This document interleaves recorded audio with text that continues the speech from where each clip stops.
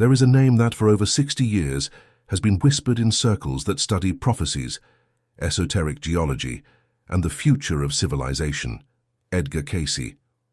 Called by many the sleeping prophet, Cayce would enter deep hypnotic trances and, in this altered state of consciousness, answer questions about health, history, and the fate of the planet, with a voice that, according to those who were present at these sessions, would completely change its timbre, as if another layer of his mind had taken control. Over the course of 4 decades, he produced more than 14,000 documented records, today preserved by an organization dedicated exclusively to cataloging, session by session, everything he said while asleep. What impresses researchers to this day is not just the volume of this material, but the accuracy rate attributed to him in predictions that, at the time they were made, seemed absurd. The 1929 stock market crash, months before it happened, when the American economy was at its peak. The beginning and end of 2 world wars, with dates that uncomfortably approach the actual events. The independence of nations that, at the moment of the reading, did not even exist as an idea on the world's political map. For those who study this legacy with attention, these successes are not a statistical coincidence, something explained by rolling the dice enough times until one lands in the right spot. They are, according to the defenders of his work, fragments of a greater vision, a temporal map that Cayce supposedly accessed during his trances, and which points with remarkable persistence to a single year as a turning point, 2026. It is no exaggeration to say that, among the few records that deal directly with the geological and spiritual future of the Earth, this is the year that appears carved as a watershed, the moment when cycles that have dragged on for centuries finally close. Think for a moment about what this means. A man, decades ago, in a trance pointing to a specific date, in a future he would never see, as the moment when everything would be reorganized. And if you are watching this now, in the middle of 2026, perhaps it is no accident. Those who study these prophecies in depth often repeat the same phrase, almost like a mantra. The right people find this information exactly at the moment they need it, not before, when they would not yet be ready to understand it. Not after, when it would already be too late to prepare. Exactly now. If this video reached you today, among thousands of other pieces of content you could be watching at this very minute, it may be that you are part of this small, almost invisible group, destined to understand what is about to be revealed, while the majority goes about their routine, trapped in daily worries without noticing the signs that are already everywhere, on the cell phone screen, in the news, in one's own body. Hold on to this feeling, because it will get stronger as you advance in this video. And it is exactly this feeling that separates those who just watch from those who truly awaken. To understand the gravity of what Cayce described, one must return to the origin of it all, a map. Not an ordinary map, bought at a stationery store, but a document that had supposedly been sketched from descriptions he made during one of his most intense trances, at a time when his breathing would slow, his voice would lower in pitch, and he seemed to channel information from a place that he himself, upon waking, could not rationally explain. The people around the table, attentive, took down every word, because they knew that as soon as he awoke, he would remember nothing of what he had just said. It was in this type of session, in a deep state of trance, that Cayce described an unrecognizable Earth. Parts of the west coast of the United States submerged under water, new lands emerging in both the Atlantic and the Pacific. The planet's axis shifting perceptibly, changes he associated not with an isolated and sudden event, but with a sequence, a chronology of transformations that would extend over decades until culminating in a final phase, more intense and more decisive than all the previous ones.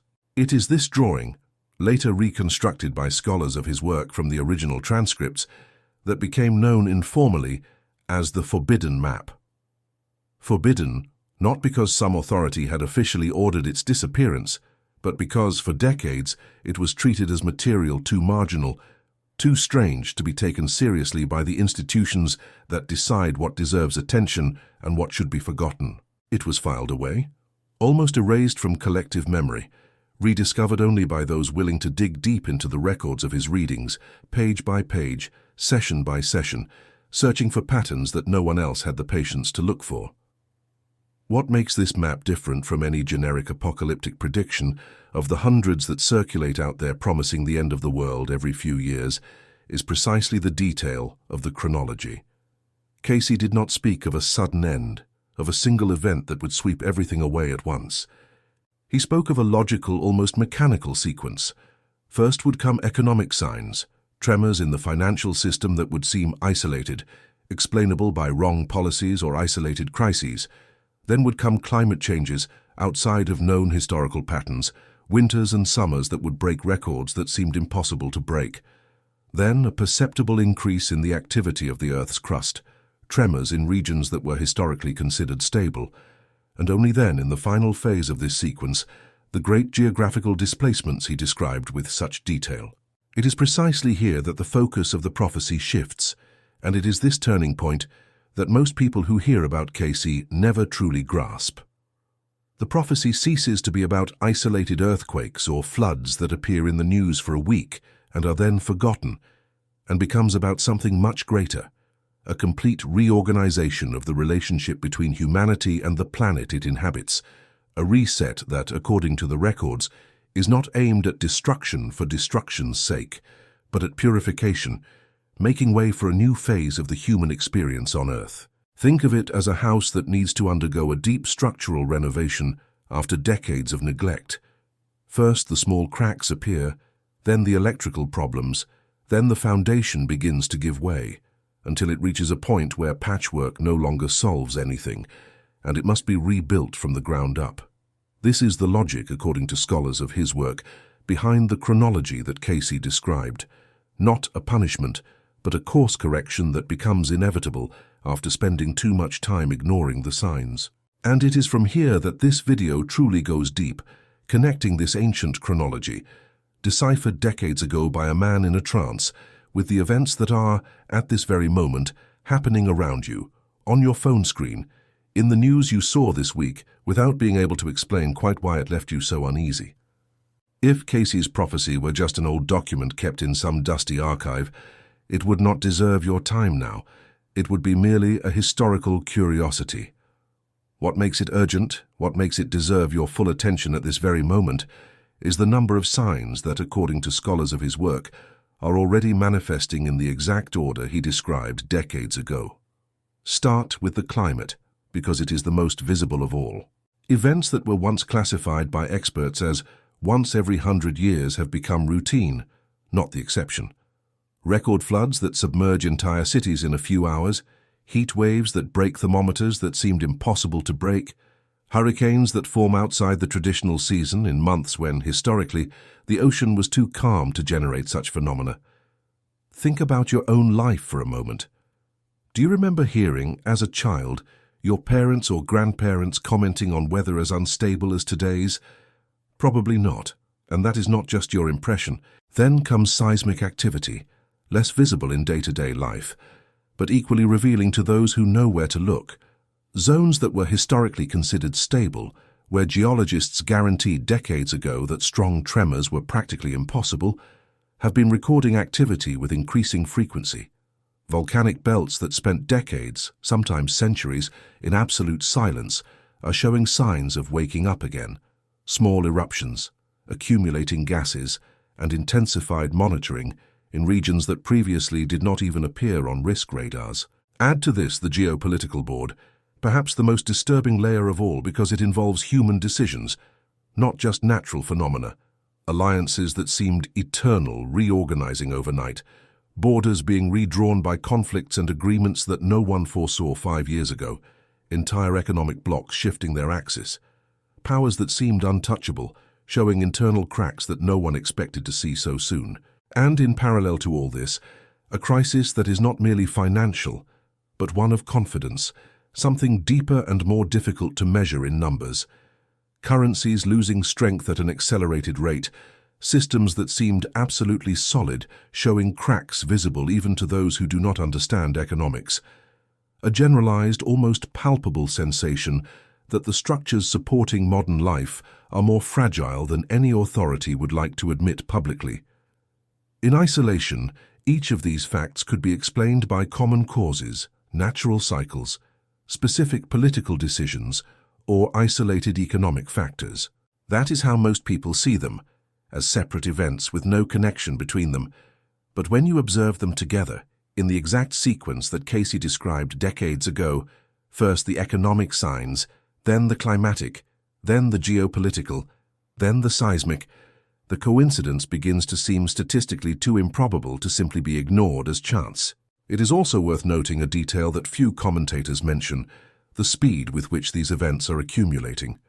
We are not talking about changes that unfold over centuries, as happened in other geological eras known to science, but about transformations that are piling up within a single generation, often within a few years.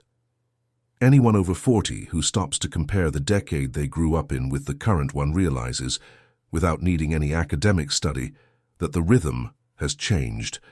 The seasons no longer follow the predictable pattern that had guided planting, harvesting, and planning for generations.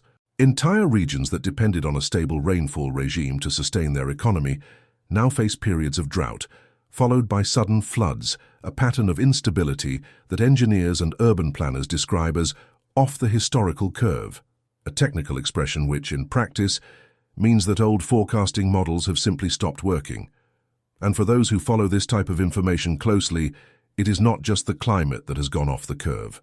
It is the behavior of the continental plates themselves, measured by seismographic stations scattered across the planet, showing activity that, compared to previous decades, is growing consistently year after year, region after region.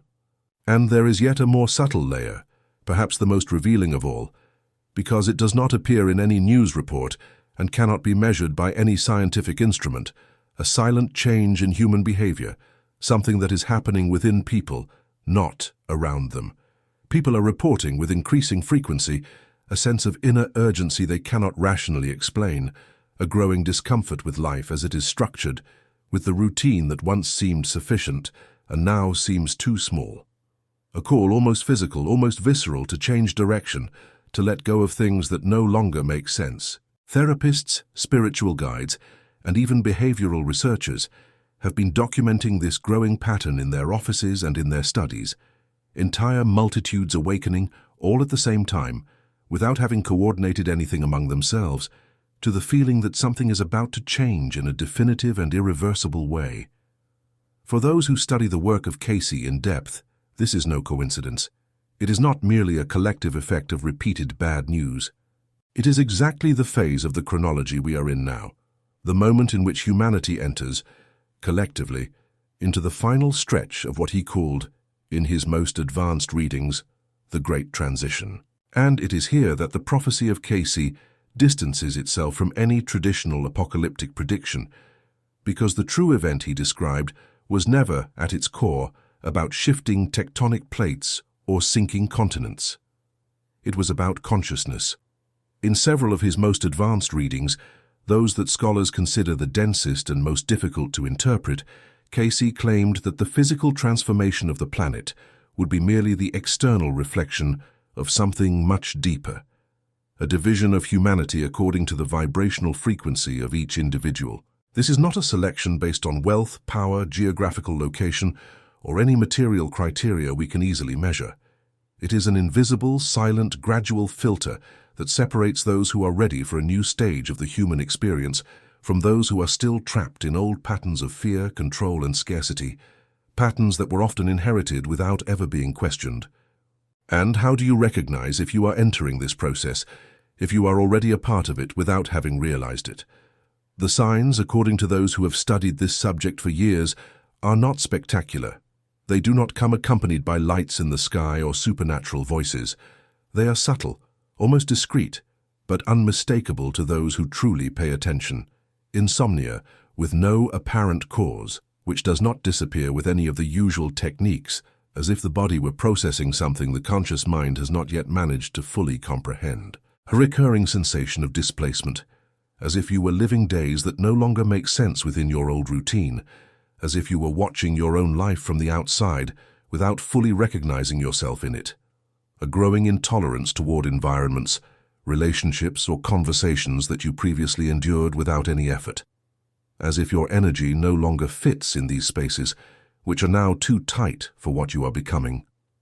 Dreams more vivid than usual, often featuring unknown landscapes, large bodies of water, intense lights or numbers that repeat without logical explanation. An almost uncontrollable urge to simplify your life, to discard the superfluous, to draw closer to silence, to nature, to things that once seemed unimportant.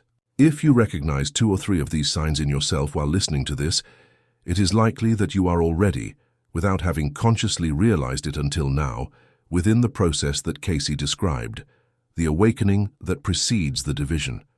And that is precisely why the second half of this video matters as much as the first, perhaps even more, because recognizing the signs is only the beginning of a path, not the entire path.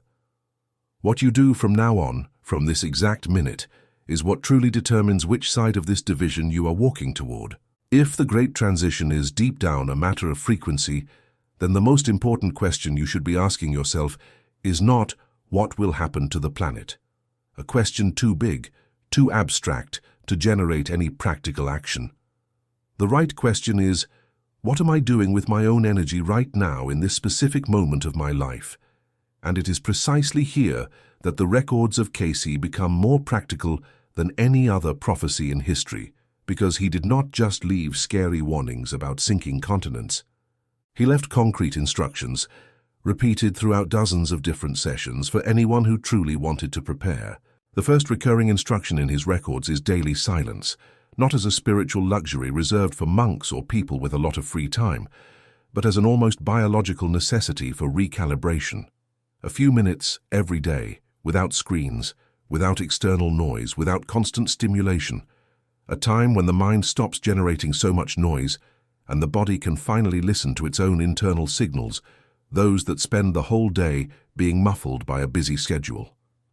Think about how many times in the last month you had 10 minutes of absolute silence without notifications, without looping thoughts about work, without a to-do list running through your head. If the answer is almost never, you already understand why this is the first instruction and not the last. The second instruction is the practice of active gratitude, not as a decorative phrase written on a blackboard on the living room wall, but as a real exercise in emotional reprogramming. Consciously recognizing every day what is already working in your life, even amidst the chaos, reduces the state of constant alertness that keeps so many people trapped in cycles of anxiety and scarcity, a state in which the body lives permanently ready for the next problem, never relaxing enough to vibrate at another frequency. The third instruction is perhaps the most challenging of all, the one most people avoid precisely because it is the most difficult: forgiveness, including of oneself, for one's own past mistakes. Cayce treated forgiveness not as an abstract moral gesture, something one does to appear to be a good person, but as a literal energetic cleansing, a concrete way of letting go of old emotional burdens that keep a person vibrating at lower, heavier frequencies, more aligned with chaos and fear than with the new reality that is approaching. The fourth instruction is the care for what you consume, not just in terms of food, but of information, of company, of content that enters through your eyes and ears every day without you necessarily choosing with awareness. Cayce insisted that the body and mind reflect directly what they absorb repeatedly, day after day, and that in a period of transition like this one, every consumption choice is, in practice, a vote for which reality you are reinforcing within yourself. And the fifth instruction, present in an almost obsessive way in his later records, those produced already near the end of his life, is service to others, not as abstract charity or religious obligation, but as the most direct and fastest mechanism for elevating one's own frequency, because, according to him, no consciousness rises completely alone, isolated. It rises in relation, in genuine connection with other people, by helping, listening, and being truly present. Together, these 5 practices form what scholars of his work call inner preparation, a concept he repeated in different ways over decades of readings. It is not a to-do list to cross off in a notebook and forget the next day. It is not a checklist that you complete, and that's that.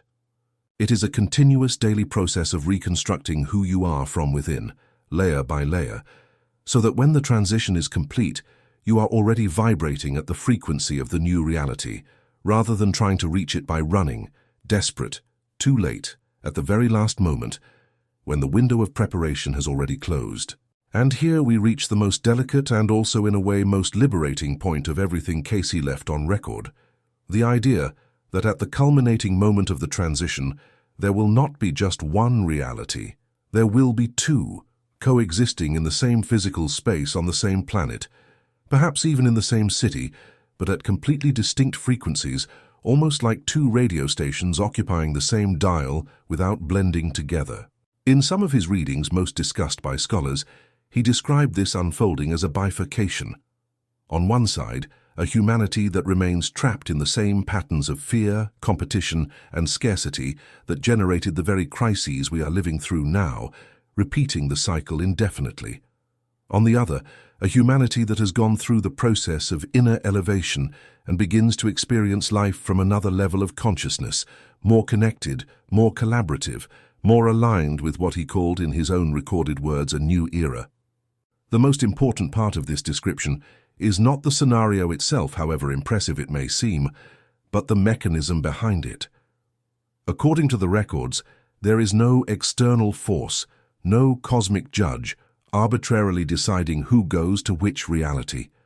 The choice, say his most dedicated scholars, is made continuously every day, through every thought you choose to feed, every habit you choose to keep or abandon, every emotional reaction you choose to cultivate in the face of difficulties.